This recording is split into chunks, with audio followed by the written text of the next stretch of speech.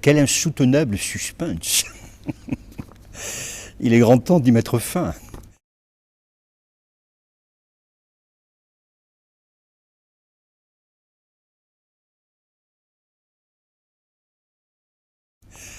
Bon, allez, on va être sérieux.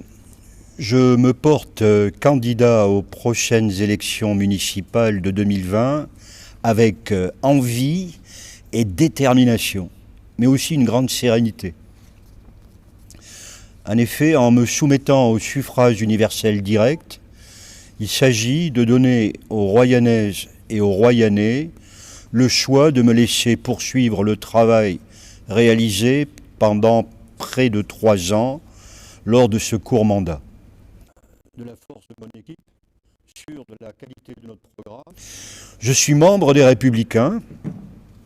Je ne recherche pas pour autant l'investiture de mon parti à mon modeste niveau de maire. Je reste un homme libre et je me présente donc sans étiquette. Pourquoi ? Parce que je considère que dans un pays qui est profondément fracturé, mon seul but, à mon modeste niveau, c'est de rassembler, à l'exception des extrêmes. Rassembler autour d'un projet porteur pour la ville. Et ma liste, sera constituée de personnes de toute sensibilité politique, et je laisse encore la porte ouverte à celles et ceux qui veulent me rejoindre. Mais qu'ils se dépêchent parce qu'il y a du monde. Voilà.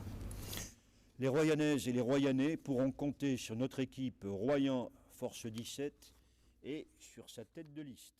La priorité des priorités, c'est bien sûr Royan, mais je serai dans mon programme municipal. Il y aura certaines actions qui seront, par exemple, rechercher le soutien santé de la CARA au niveau de notre ville et au niveau du territoire. Ça paraît aller de soi, c'est du bon sens, si vous voulez.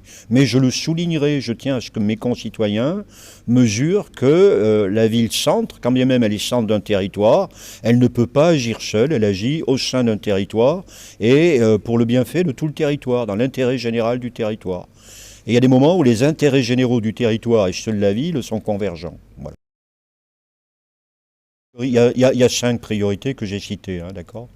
Que ce soit la santé, que ce soit la sécurité, que ce soit l'environnement et les énergies renouvelables, que ce soit le logement, avec un nouveau plan local d'urbanisme qui sera à suivre de très près, et que ce soit l'attractivité économique et touristique du territoire. Il y a 5 piliers, et là-dedans, il faudra ajuster en fonction des moments, des crédits disponibles, nos priorités. Mais les 5 grands piliers, ils sont connus. Et je pense qu'ils seront partagés par beaucoup de monde.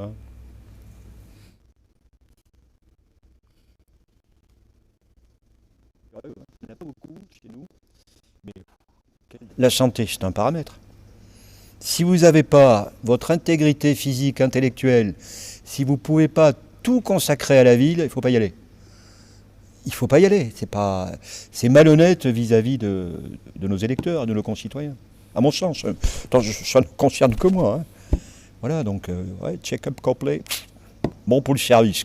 Très bien. Go.